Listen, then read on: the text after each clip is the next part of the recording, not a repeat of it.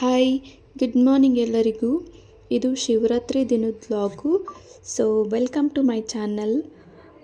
ಶಿವರಾತ್ರಿ ದಿನ ಬೆಳಗ್ಗೆ ಎದ್ದು ಮನೆಗೆಲ್ಲ ಕಸ ಗುಡಿಸ್ಬಿಟ್ಟು ಇವಾಗ ರಂಗೋಲಿ ಹಾಕ್ತಿದ್ದೀನಿ. ರಂಗೋಲಿ ನೋಡ್ಕೊಂಡು ಬನ್ನಿ ಹೇಗಾಗಿದೆ ಅಂತ ಹೇಳಿ.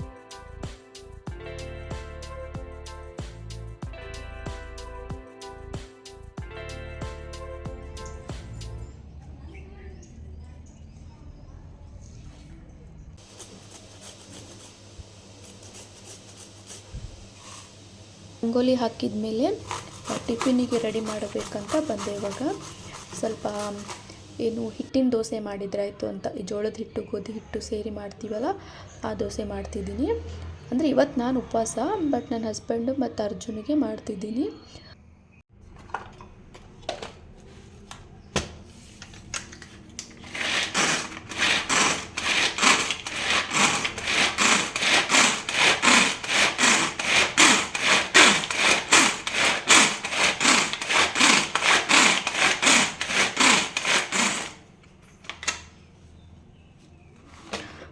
ನೋಡಿ, ಈ ಥರ ಸ್ವಲ್ಪ ಸಣ್ಣ ಆದಮೇಲೆ ಹಾಕ್ಕೋಬೇಕು.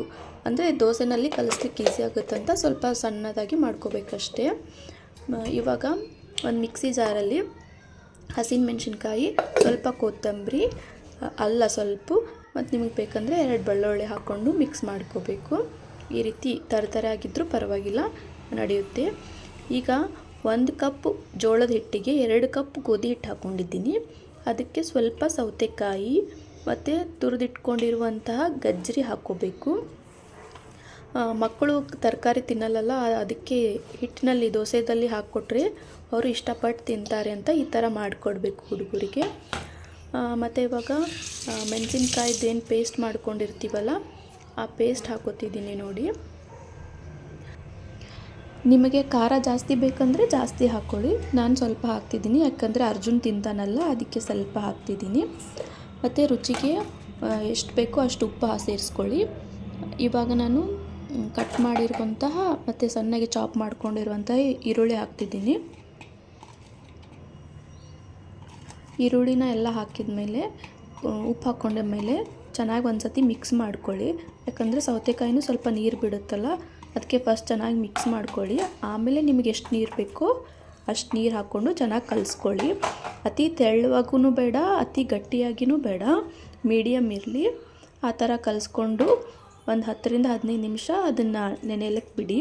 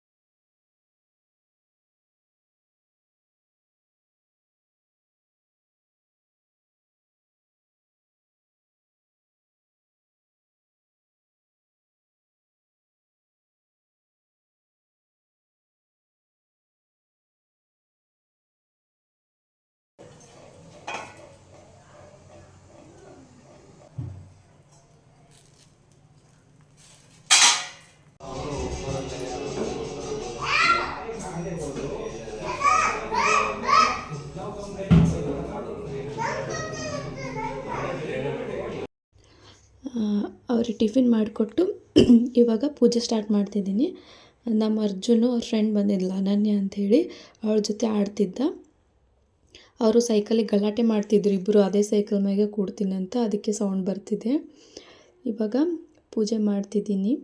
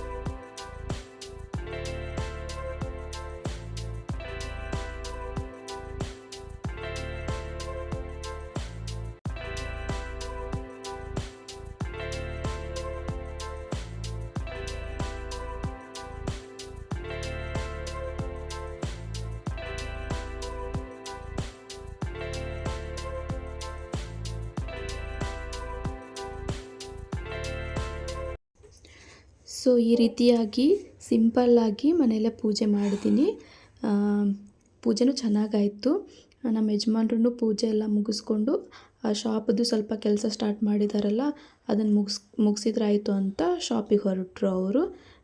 ನಾನು ಮತ್ತು ಸಾಯಂಕಾಲ ಏನು ಅಡುಗೆ ಮಾಡ್ತೀವಲ್ಲ ಉಪವಾಸ ಬಿಟ್ಟ ತಕ್ಷಣ, ಸೊ ಅದು ಮಾಡಿದ್ರಾಯಿತು ಅಂತ ಬಂದೆ. ದೋಸೆ ಎಲ್ಲ ಮಾಡಿದ್ನಲ್ಲ, ಅದು ಕ್ಲೀನ್ ಮಾಡ್ಕೊಂಡ್ರಾಯ್ತು ಅಂತ ಎಲ್ಲ ಕೌಂಟರ್ ಟಾಪ್ ಕ್ಲೀನ್ ಮಾಡಿಕೊಂಡು, ಸ್ವಲ್ಪ ಪಾತ್ರೆಗಳಿದ್ದು ಅವನ್ನೆಲ್ಲ ತೊಳ್ಕೊಂಡ್ಬಿಟ್ಟು ಏನು ಸಾಯಂಕಾಲ ಅಡುಗೆಗೆ ರೆಡಿ ಮಾಡಿಟ್ಕೊಂಡ್ರೆ ಆಯಿತು ಅಂತ ಸ್ವಲ್ಪ ಏನು ಕಡಲೆ ಅಂತೀವಲ್ಲ, ಕಡಲೆನ ಅದನ್ನು ಸ್ವಲ್ಪ ಉಗುರು ಬೆಚ್ಚಗೆ ನೀರಿನಲ್ಲಿ ಸ್ವಲ್ಪ ನೆನೆ ಹಾಕಿಟ್ಟೆ. ಮತ್ತು ಸಾಬುದಾನಿನೂ ಅಷ್ಟೇ, ಅದನ್ನೂ ಸ್ವಲ್ಪ ನೆನೆ ಹಾಕಿಟ್ಟೆ.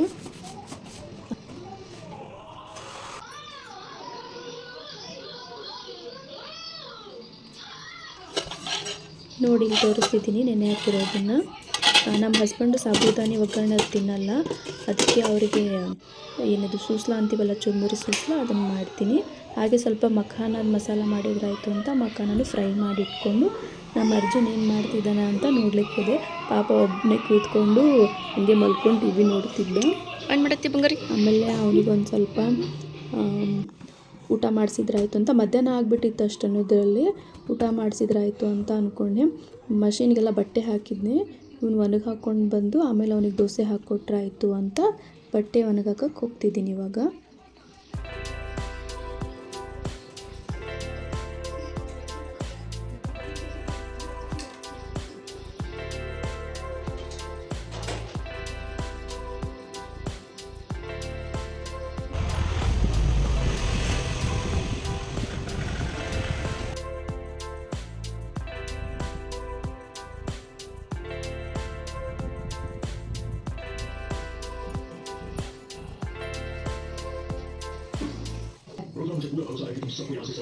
ಇವಾಗ ಶಿವರಾತ್ರಿದು ಇದು ಬರಿತೀವಲ್ಲ ವರ್ಷ ಓಂ ನಮಃ ಶಿವಾಯ ಅಂಥೇಳಿ ಅದನ್ನು ಬರಿತಾ ಇದ್ದೀನಿ. ಇದು ನಂಗೆ ಮುಂಚೆ ಚಿಕ್ಕವಳಿದ್ದಾಗಿಂತರೂ ರೂಢಿ ಆಗಿಬಿಟ್ಟೈತಿ.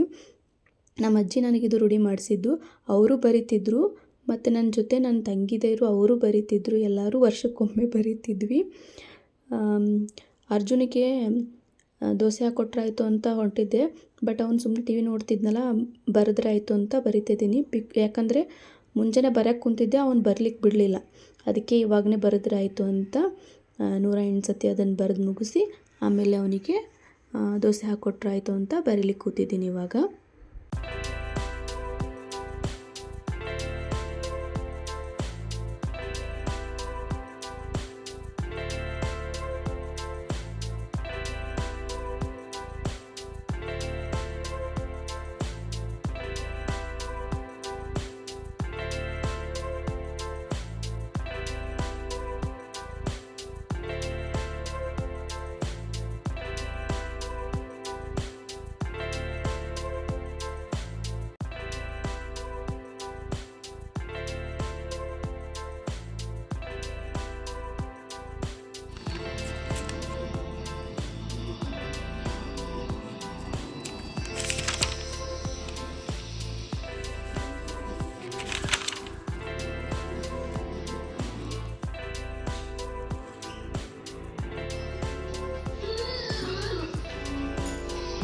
ಅರ್ಜುನ್ ಅರ್ಜುನ್ ದೋಸೆ ಮಾಡೀನಿ. ದೋಸೆ ನಿಂಗೆ ದೋಸೆ ಬಿಲೀಟ್ ಗುಡ್ ಬಾಯ್.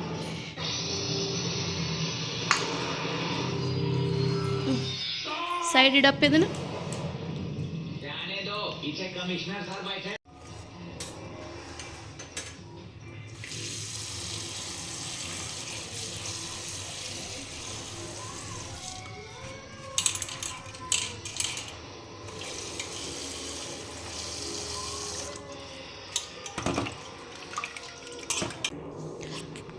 ಸ್ವಲ್ಪ ಹೊತ್ತಾದಮೇಲೆ ಅವನಿಗೆ ಸ್ವಲ್ಪ ಜ್ಯೂಸ್ ಮಾಡಿಕೊಟ್ರು ಆಯ್ತಂತ ಚಿಕ್ಕು ಇತ್ತು.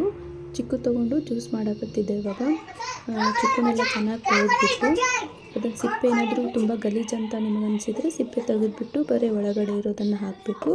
ಇಲ್ಲ ಪರವಾಗಿಲ್ಲ ಅಂದರೆ ಸಿಪ್ಪೆ ಸಮೇತವಾಗೂ ಹಾಕ್ಬೋದು. ಸೊ ಅದನ್ನು ಮಿಕ್ಸಿ ಜಾರಿಗೆ ಸಕ್ಕರೆ ಹಾಕಬೇಕು. ಸ್ವಲ್ಪ ನಮಗೆ ಎಷ್ಟು ಸ್ವೀಟ್ ಬೇಕಲ್ಲ ಅದರ ಮೇಲೆ ಸಕ್ಕರೆ ಹಾಕಿಬಿಟ್ಟು ಚಿಕ್ಕು ಅನ್ನನ ಏನು ಬಿಡಿಸ್ಕೊಂಡು ಇಟ್ಕೊಂಡಿರ್ತೀವಲ್ಲ ಎಲ್ಲ ಚಿಕ್ಕು ಅನ್ನನ ಹಾಕಬೇಕು. ಅದು ಹಾಕಿ ನೋಡಿ ಮತ್ತೆ ಬಂದು ಅರ್ಜುನು ಏನು ಮಾಡ್ತಿದ್ದೀನಿ ಅಂತ ಬಂದು ಮಾಡ್ತಿದ್ದಾನೆ. ಸೊ ಸಕ್ಕರೆ ಹಣ್ಣು ಹಾಕಿದ್ಮೇಲೆ ಸ್ವಲ್ಪ ಹಾಲು ಹಾಕ್ತಿದ್ದೀನಿ. ಅದು ತುಂಬ ಗಟ್ಟಿ ಏನಾರು ಅನ್ನಿಸಿದ್ರೆ ನೀವು ಸ್ವಲ್ಪ ನೀರು ಹಾಕ್ಕೋಬೋದು. ನಾನಿಲ್ಲಿ ಅವನಿಗೆ ಹಾಲು ಹಾಕಿ ಮಾಡ್ತಿದ್ದೀನಿ.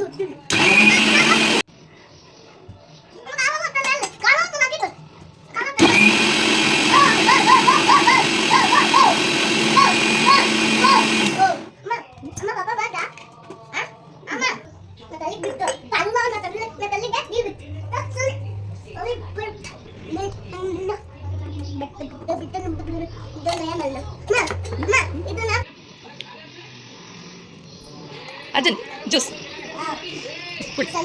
ಕುಡಿದು ಹೇಳಿ ಫಸ್ಟ್, ಆಮೇಲೆ ಹೌ ಇಟ್ ಈಸ್ ಅರ್ಜುನ್ ಕುಡಿದು ಹೌ ಇಟ್ ಈಸ್ ಸೂಪರಾ? ಏನು ಜೋರು ಹೇಳಬೇಕು. ವೆಲ್ಕಮ್.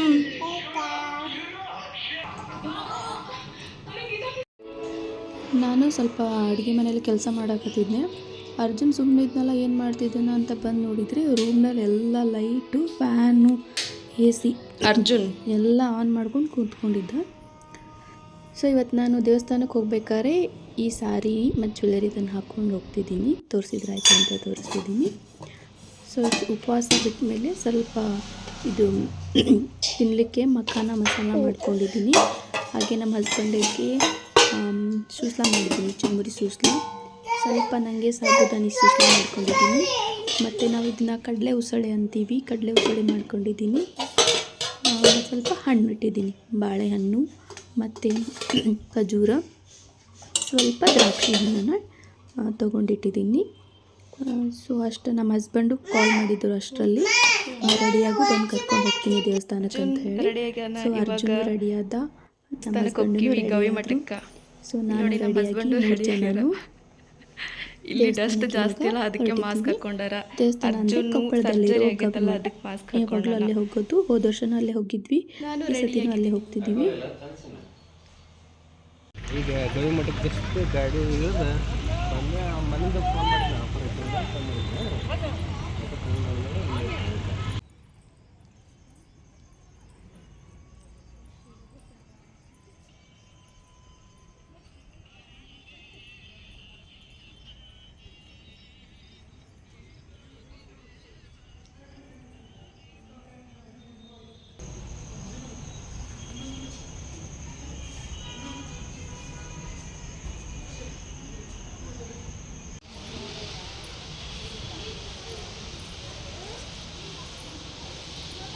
ಅರ್ಜುನ್ ಅರ್ಜುನ್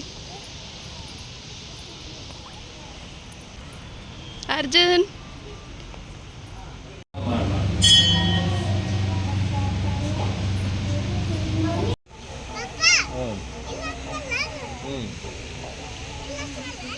ಮೇಲ್ಕಾತು.